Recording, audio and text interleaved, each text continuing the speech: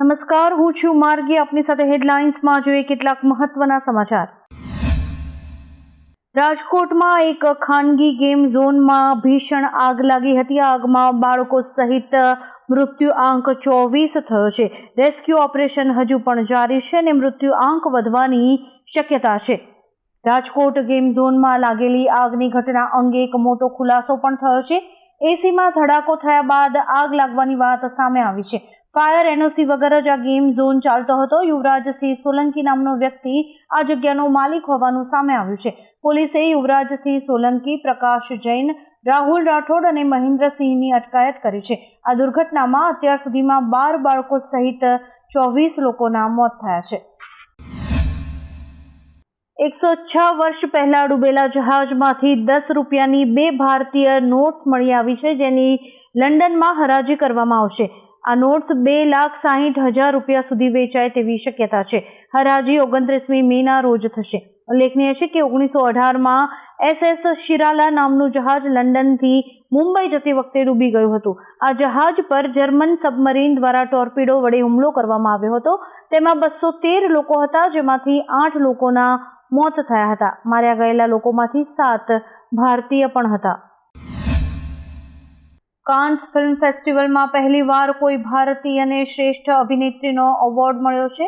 કોલકાતામાં રહેનારી અભિનેત્રી અનસુયા સેનગુપ્તાને શ્રેષ્ઠ અભિનેત્રીનો એવોર્ડ મળ્યો છે. અનસર્ટન રિગાર્ડ સેગમેન્ટમાં ફિલ્મ ધ શેમલેસમાં તેના અભિનય માટે અનસુયાને આ એવોર્ડ અપાયો છે. આગામી દિવસોમાં ઘણી ટીવી સિરિયલ્સ બંધ થવા જઈ રહી છે. આ શોની ટીઆરપી ઘણા સમયથી ઘટી રહી છે, જેના કારણે શોને બંધ કરી દેવામાં આવશે. બંધ થનારા ટીવી શોની યાદીમાં ઇમલીથી લઈને કયામત સે કયામત તક સુધીના નામ સામેલ છે. આ ઉપરાંત ખટ્ટા મીઠા પ્યાર હમારા, પંડ્યા સ્ટોર, શ્રીમદ રામાયણ, તેરી મેરી ડોરિયા અને દબંગી જેવા શો આવતા મહિનાથી બંધ થાય તેવી શક્યતા છે. સ્માર્ટ મીટરના વિરોધનો વંટોળ હવે અમદાવાદમાં પણ શરૂ થયો છે. નરોડા વિસ્તારમાં આવેલી 8 સોસાયટીના રહીશોએ આજે પણ રેલી કાઢીને સ્માર્ટ મીટરનો વિરોધ નોંધાવ્યો છે.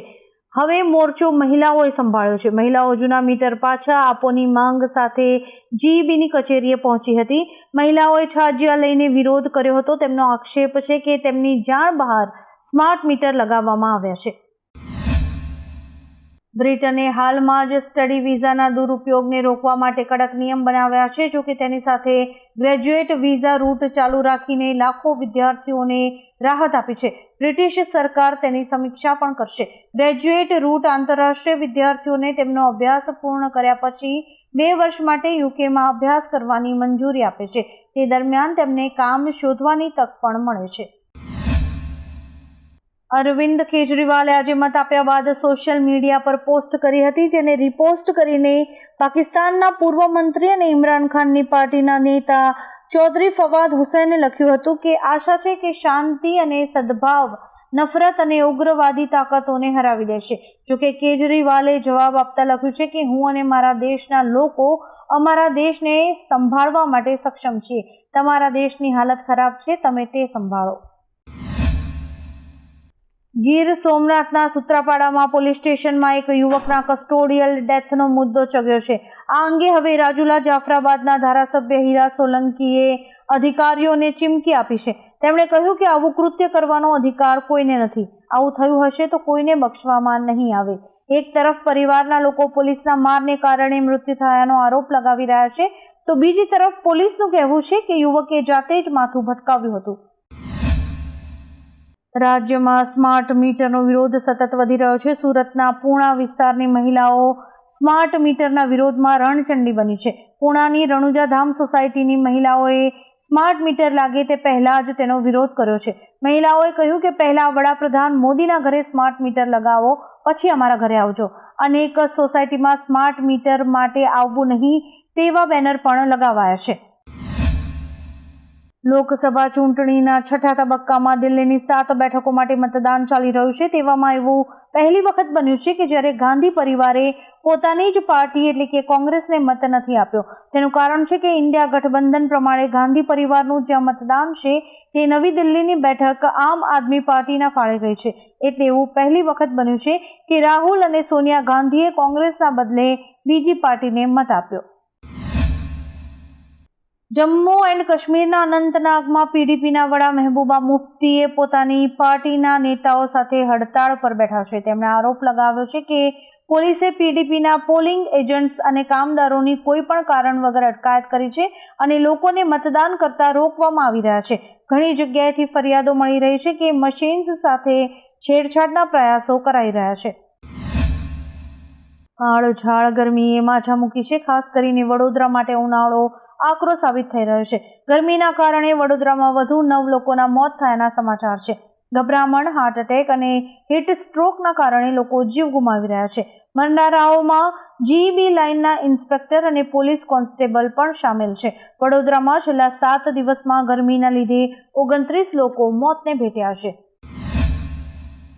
ઘણી વખત આપણે કોઈ અજાણી જગ્યા સુધી પહોંચવા માટે ગૂગલ મેપનો ઉપયોગ કરતા હોઈએ છીએ. જોકે હૈદરાબાદના લોકોને આવું કરવું ભારે પડ્યું છે. હૈદરાબાદના પ્રવાસીઓનું એક જૂથ ગૂગલ મેપની મદદ વડે કેરળના અલપ્પુઝા તરફ જઈ રહ્યું હતું. ગૂગલ મેપ બતાવેલા રસ્તા પર જવાથી તેમની કાર એક નદીમાં ખાબકી હતી. ત્યારબાદ પોલીસે અને સ્થાનિક લોકોએ કારમાં સવાર 4 લોકોને તો બચાવી લીધા, પરંતુ કાર ડૂબી ગઈ હતી. કેરળથી એક મોટા સમાચાર સામે આવ્યા છે. છેલ્લા 24 કલાકમાં કેટલાક સ્થળોએ 8 ઇંચ સુધી વરસાદ નોંધાયો છે. કોચી અને ત્રિશુરમાં ભારે વરસાદ પડ્યો હતો.